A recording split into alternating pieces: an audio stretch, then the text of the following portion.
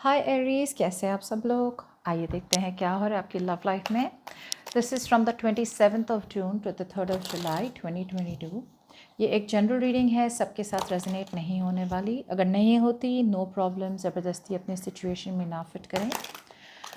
चलिए देखते हैं एरीज कौन आ रहा है आपकी तरफ in love. Who is coming towards Aries in love. ये है Aries sun moon rising in Venus के लिए। क्या एक्सपेक्ट कर सकते हैं this week, 27th of June to the 3rd of July 2022. Okay.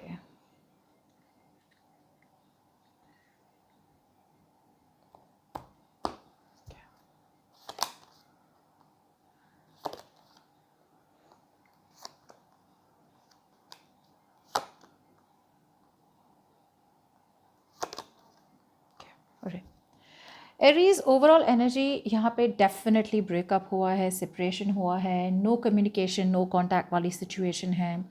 आपके पर्सन को बहुत बहुत बहुत ज़्यादा रिग्रेट है इस ब्रेकअप का, इस सेपरेशन का। उन्हें समझ में नहीं आ रहा है कि वो ऐसा क्या करे कि आप दोनों के बीच में ये जुदाई जो है, मतलब वो कैसे आप दोनों के बीच में रिकन्सिलिएशन करें। टू बी वेरी ऑनेस्ट, इन्हें तो लग रहा है कि एक हद तक मतलब यहाँ पे रिकन्सिलिएशन भी पॉसिबल नहीं है। इस हद तक का नेगेटिव माइंडसेट है आपके पर्सन का।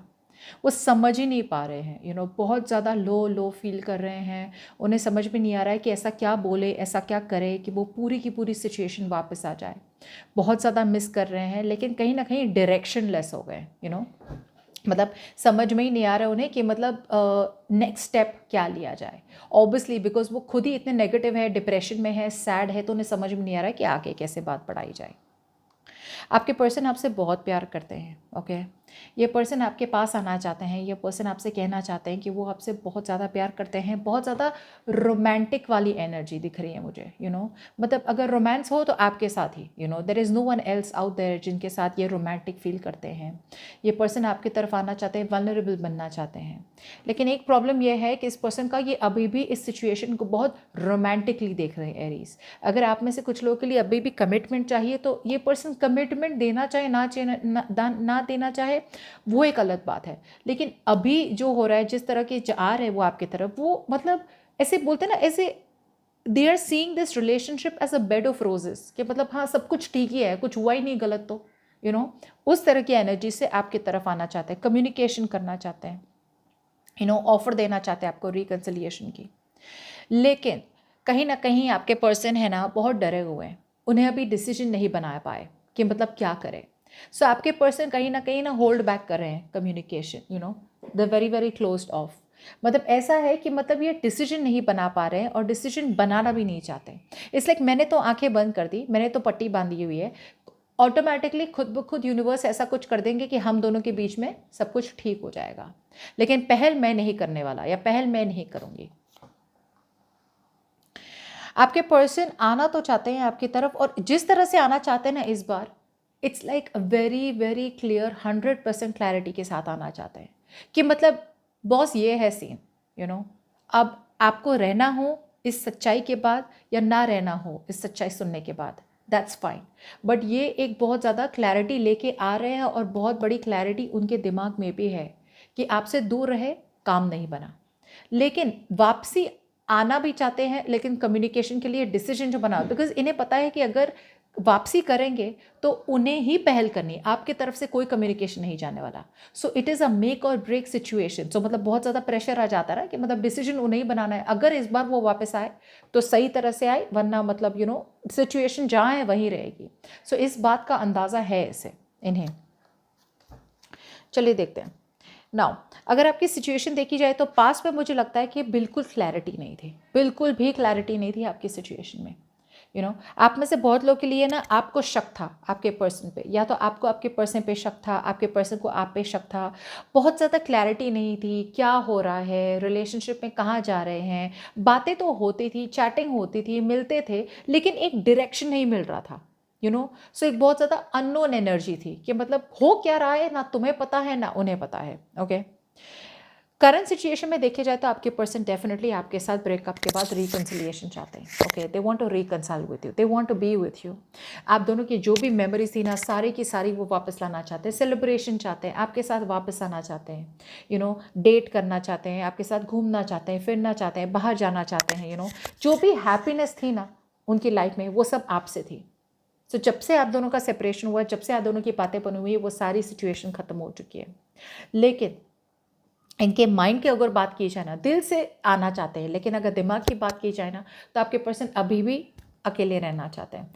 अकेले दो चीज़ें हो सकती हैं. या तो अकेले रहना चाहते हैं बिकॉज अभी उन्हें लगता है कि वो एक ऐसे जर्नी में आ चुके हैं सेपरेशन के बाद या नो कम्युनिकेशन के बाद, जहाँ पे उन्हें एक्चुअली फाइंड आउट करना है कि प्रॉब्लम क्या है.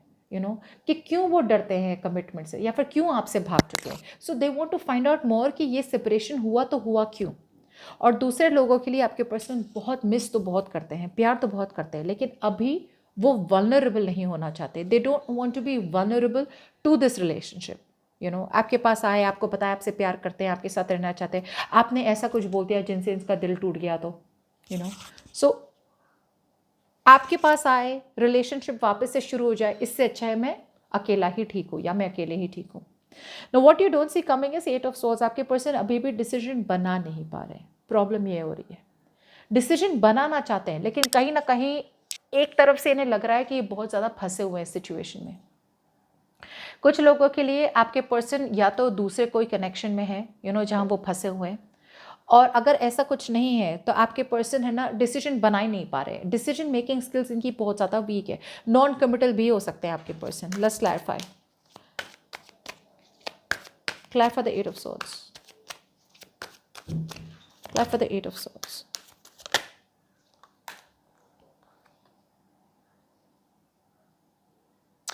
पैशन बहुत है, अग्रेशन बहुत है, लव बहुत है, lust, not really lust but actually बहुत ज़्यादा आपकी तरफ ड्रिवन है. ओके, लेकिन आपने थोड़ी भी क्लिंगी या नीडीनेस या कमिटमेंट वाला मतलब आपकी वापस वही बांसुरी बजाई तो ये भाग जाएंगे वापस.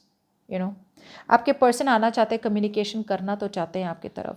अगर आप दोनों के बीच में कम्युनिकेशन नहीं हो रही या फिर लड़ाई हो रही, झगड़े हो रहे हैं, ये वो सूद करना चाहते हैं. They want to stop the fighting. कि मतलब चलो आगे बढ़ते हैं, लेकिन अच्छे से आगे बढ़ते हैं, पीसफुली, हारमोनी की तरह आगे बढ़ते हैं. लेकिन डिसीजन की बात की जाए तो अभी भी commitment they want to give it. Okay, now understand something. ज़रूरी नहीं है कि अगर कोई पर्सन आपको तभी के तभी कमिटमेंट ना दे, इसका मतलब है कि ये नॉन कमिटल पर्सन है.